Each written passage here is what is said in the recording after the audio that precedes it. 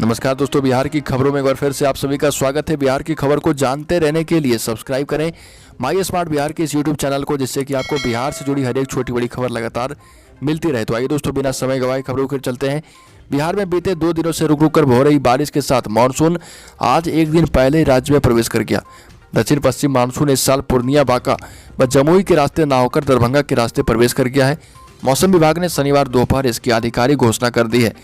मौसम विज्ञान केंद्र पटना के निदेशक विवेक सिन्हा ने बताया कि इसके पूरी तरह से 24 घंटे के अंदर सक्रिय होने की उम्मीद है।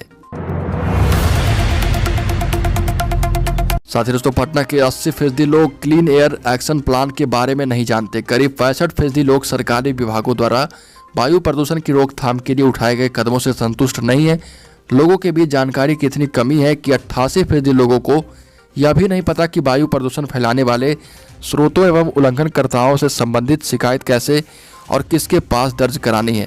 ये बड़ा रिपोर्ट आया है सामने पटना के लिए, और बिहार सरकार को इस पर तुरंत एक्शन लेने के लिए कहा गया है। साथ ही दोस्तों, बिहार में बहुत जल्द केंद्रीय मंत्रिमंडल में विस्तार होने वाला है।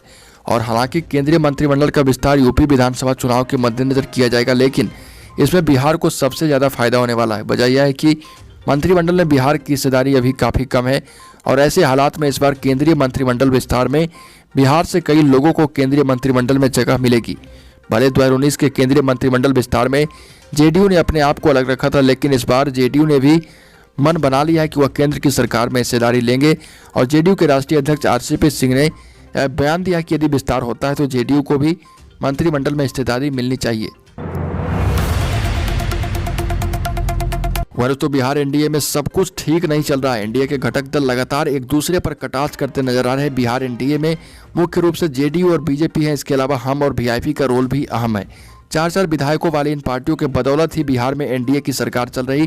और हम चीफ जीतन राम मांझी ने एनडीए में मुख्यमंत्री नीतीश कुमार के कोटे से एंट्री ली, वहीं वीआईपी के मुकेश सैनी ने बीजेपी कोटे से प्रवेश पाया था। अब दोनों दल अपने ही घटक दलों पर हमलावर हैं। एक और मांझी ने एनडीए में कोऑर्डिनेशन कमेटी बनाने की मांग की है, तो वीआईपी अध्यक्ष और पशुपालन मंत्री मुकेश सहनी ने विधायक फंड ही वापस मांग लिया है।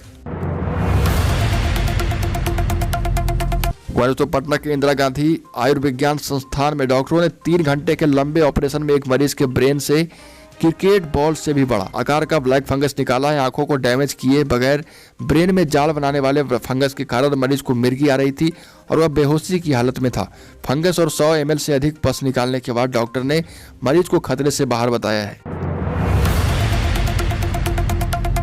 साथ ही दोस्तों, वैशाली जिले के जड़हुआ में स्थित एचडीएफसी बैंक में 1 करोड़ 19 लाख की बैंक डकैती के मामले में कुछ क्लू मामले की जांच कर रहे पुलिस टीम और अपराधियों की धरपकड़ में लगी बिहार एसटीएफ की टीम को हाथ लगे हैं। वैशाली जिले की पुलिस ने बैंक और उसके कैंपस के आसपास लगे सभी सीसीटीवी को अब तक खंगाल लिया है। इसे सोर्स का दावा है कि डकैती से ठीक पहले बुर्के में संदिग्ध महिला दिखी है, जिसकी एक्टिविटी सही नहीं थी। बुर्के के अंदर कौन था, जांच कर रही टीम इस सवाल और इसका जवाब तलाशने में जुटी है। हम पार्टी के नेता जीतन राम मांझी और लालू यादव के बड़े बेटे तेज प्रताप यादव की मुलाकात के बाद बिहार में सियासी अटकलें तेज हो गई है। इस मुलाकात के सियासी मायने क्या है, इसको लेकर हर दिन नए दावे सामने आ रहे हैं। विपक्ष इसे एनडीए में टूट बता रहा, तो भाजपा प्रदेश अध्यक्ष संजय जायसवाल इस मुलाकात पर तंज कसते हुए एनडीए में तेज प्रताप की एंट्री की कोशिश बता रहे। और उन्होंने कहा कि भाई तेजस्वी यादव से तेज प्रताप दुखी हैं, इस वजह से भी मांझी से मुलाकात की होगी। अगली खबर दोस्तों, नालंदा से। नालंदा में शादी का झांसा देकर एक युवक 4 साल तक युवती के साथ यौन शोषण करता रहा। पीड़ितों ने खुद न्याय की गुहार डीएम और एसपी से लगाई। थाने में आवेदन देने के बाद भी जब कोई कार्रवाई नहीं हुई तो आला अधिकारियों के पास शिकायत लेकर पहुंच गई। फिलहाल मामला महिला थाने में पहुंच गया है। मामला नूरसराय इलाके के एक गाँव की है, जहाँ जालसाल प्रेमी की काली करतूत को जब ग्रामीणों ने रंगे हाथ पकड़ा है। साथ ही दोस्तों, बिहार में मानसून ने दस्तक दे दी है। इसके साथ ही राजधानी पटना के दानापुर में 7 समंदर पार से आने वाले साइबेरियन क्रेन दिखने लगे। साइबेरियन क्रेन को मानसून का सूचक माना जाता है। इसके आने से एक बार फिर दानापुर गुलजार हो गया। खूबसूरत पक्षियों की चहचहाहट से पूरा इलाका गूंज रहा है। ये प्रवासी पक्षी है और महीने का सफर कर ये मानसून के समय ही यहाँ आते हैं।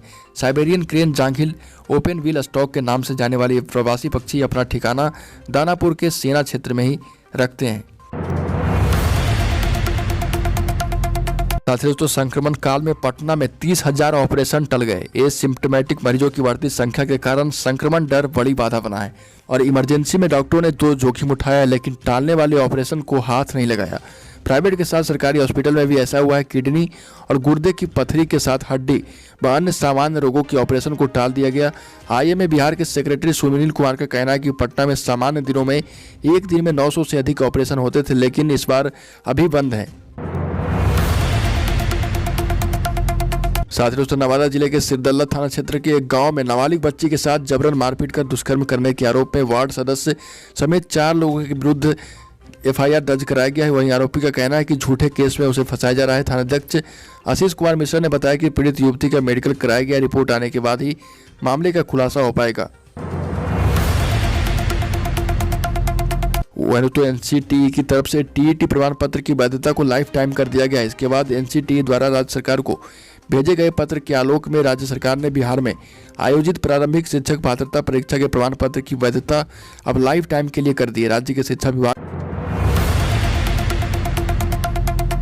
आज ही बिहार की राजनीति में हलचलें देखने को मिली है। बिहार के पूर्व सीएम जीतन राम मांझी से मिलने लालू यादव के बड़े बेटे और आरजेडी विधायक तेज प्रताप यादव पहुंच गए। बंद कमरे में दोनों नेताओं ने 40 मिनट तक आपस में बात की और ये मुलाकात बिहार की राजनीति में हलचल पैदा करने के लिए काफी है। जीतन राम मांझी हाल के दिनों में जिस तरह से आरजेडी सुप्रीमो लालू यादव के प्रति प्रेम दिखा रहे हैं, उससे साफ लगता है कि उनका मन अब एनडीए से उबरने लगा है। और हाल ही में लालू यादव और राबड़ी देवी की शादी की सालगिरह पर मांझी ने गर्मजोशी के साथ उनको बधाई दी थी। साथ ही दोस्तों 6 जून को बिहार विधान परिषद की 34 समितियों के पुनर्गठन का पत्र जारी किया गया था, लेकिन पुनर्गठन के महज 6 दिन बाद ही अनुसूचित जाति व जनजाति समिति के अध्यक्ष संजय पासवान ने समिति से इस्तीफा दे दिया। भाजपा एमएलसी संजय पासवान ने अपने साथ जातिगत भेदभाव का आरोप लगाया है। मौजूदा समय में अपनी सरकार को दलित अत्याचार के मुद्दे पर दिन रात कोसने वाली बीजेपी के दलित प्रेम को इससे धक्का लगना तय है। बिहार विधान परिषद सभागार में कार्यकारी सभापति अवधेश नारायण सिंह ने नवगठित समितियों के अध्यक्ष व संयोजकों के साथ बैठक की है। साथ ही दोस्तों बांका के नौटोलिया स्थित मदरसा में हुए बम ब्लास्ट मामले में बिहार में राजनीति गरमाने लगी है। जदयू और भाजपा के नेता आपस में भी बयानबाजी कर रहे हैं। वहीं पुलिस की जांच और उनकी रिपोर्ट पर भी सवाल खड़ा होने लगा है। उनकी अब तक की जांच ही शक के घेरे में आ गई है। जब इस मामले की अब तक फोरेंसिक साइंस लेबोरेटरी की कोई रिपोर्ट ही नहीं आई है, तो यह कैसे कह दिया गया कि मदरसा के अंदर देसी बम ब्लास्ट हुआ था। कोई हाई डेंसिटी वाली बम या आईडी का ब्लास्ट नहीं था। साथ ही दोस्तों बांका के मदरसा में बम विस्फोट के बाद अब अररिया के बेरगाछी ओपी के रामपुर पूर्वी पंचायत में बम फटा है। बुदेश्वरी गांव में बम फटने से एक अधेड़ का हाथ बुरी तरह से क्षतिग्रस्त हो गया और उसका दायां हाथ कंधे से अलग होकर गिर गया। बम विस्फोट में बुरी तरह से घायल हो गया। अत्यधिक रक्तस्राव से उसकी गंभीर स्थिति बनी हुई है। घटनास्थल से पुलिस को 2 जिंदा बम हाथ लगे हैं। पुलिस ने बताया कि गुरुवार देर रात बैरछाई में बम फटा, जिसमें मोहम्मद अबुल के पुत्र अफरोज का हाथ क्षतिग्रस्त हो गया। अगली खबर दोस्तों राजद के राष्ट्रीय अध्यक्ष लालू प्रसाद यादव के 74वें जन्मदिन पर जिलों में भोज का आयोजन किया गया। लालू की रसोई में लोगों ने दाल भात तरकारी पापड़ का मजा लिया। औरंगाबाद बक्सर में भी गरीबों की पंगत लगी। औरंगाबाद में राजद के प्रदेश महासचिव सुबोध कुमार सिंह ने कहा कि लालू प्रसाद यादव हमेशा से गरीब गुरबों के उत्थान के लिए प्रयत्नशील रहे, इसलिए अब गरीबों के बीच ही उनके जन्मदिन को मनाया जा रहा है।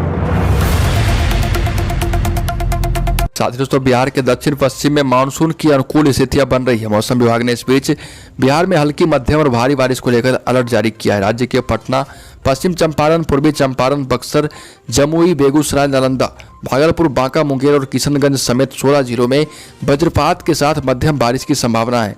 और ऐसी स्थिति को लेकर मौसम विभाग ने पूरे बिहार में अगले 48 घंटे का अलर्ट भी जारी किया है। अगली खबर दोस्तों सीएम नीतीश कुमार ने शुक्रवार को पटना के आर्यभट्ट ज्ञान विश्वविद्यालय परिसर और स्मार्ट सिटी पटना के तहत redevelopment of Patna junction railway station का जमीनी जायजा लिया। इस दौरान सीएम ने अधिकारियों को कई आवश्यक दिशा निर्देश भी दिए। सीएम आर्यभट्ट ज्ञान विश्वविद्यालय परिसर पहुंचकर मीठापुर एरिया में स्थापित शैक्षणिक संस्थानों के स्टेटस की जानकारी ली। इस दौरान आर्यभट्ट ज्ञान विश्वविद्यालय के एडमिनिस्ट्रेटिव बिल्डिंग में नगर विकास एवं आवास विभाग के प्रधान सचिव आनंद किशोर और BSEIDC के प्रबंध निदेशक संजय सिंह ने आर्यभट्ट ज्ञान विश्वविद्यालय परिसर की प्रपोज फैसिलिटी का भी दौरा किया।